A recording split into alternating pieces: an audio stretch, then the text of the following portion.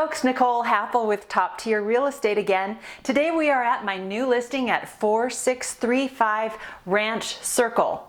Buyers, how many times has this happened to you? You're looking at homes and you own a few vehicles, maybe a large truck, you own a camper or maybe an RV, and you keep thinking, how am I ever going to find a home that I can park all my toys at?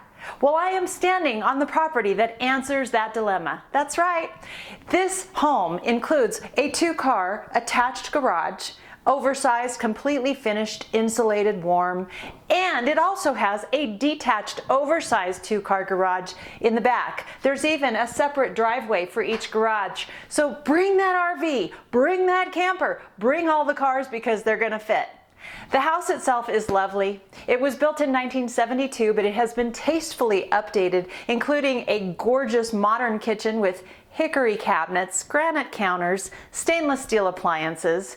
The owners have lovingly cared for this home, and it shows with every detail. New carpet, new paint, a large oversized composite deck in the back. And did I mention it has mountain views? You need to see it, of course you do. And you know how you're going to see it? You're going to call me, Nicole, with Top Tier Real Estate, and I will show it to you.